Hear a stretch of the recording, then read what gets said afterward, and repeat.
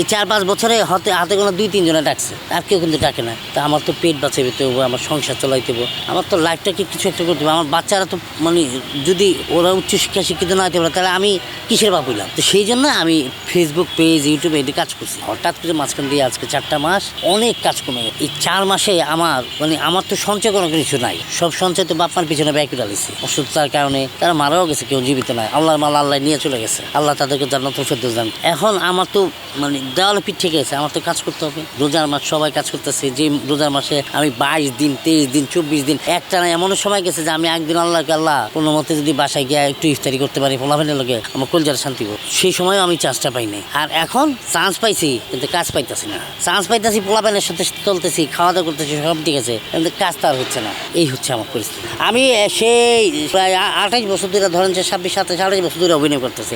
28 বছরের মধ্যে সঞ্চয় করছি, কিন্তু সঞ্চয় ভালোই করছিলাম। হ্যাঁ, কম না কিন্তু। তো যাই করছি, আমার মা বাবা ছিল তখন সুস্থ, তারা সবলই ছিল। তো এইটি আমার ব্যাংকে ছিল। আর কিছু ছিল, আমার অনেক মুরব্বীরাই বলছে, মুরব্বী সিনিয়র আর্টিস্টরা আজ থেকে 12 বছর আগে বা 13 বছর আগে ইত্যাদির এক শুটিংয়ের সময় আমার একজনে বলছিল, সঞ্চয় করো, টাকা সঞ্চয় করো, ব্যাংকে রাখো, ব্যাংক ব্যালেন্স করো। যদি রাখো ভবিষ্যতে এমন পরিস্থিতি হবে যে দেখোগুলো তোমার দেওয়ালে পিঠ থেকে গেছে, তুমি কারোর কাছে কিছু বলতে পারো নাই, ওই ব্যাংকের ওই টাকা দিয়া তুমি তোমার লাইফ লিড করতে পারবা, তুমি ব্যবসা করতে পারবা, এটা করতে পারবা, সেটা করতে পারবা। তারা বলছিল। সেই সময়কার কথা এখন আমার মাথায় ঢুকতেছে যে আসলে তখনকার কথা আর এখনকার কথার সাথে আসলে মিল পাইছি আমি।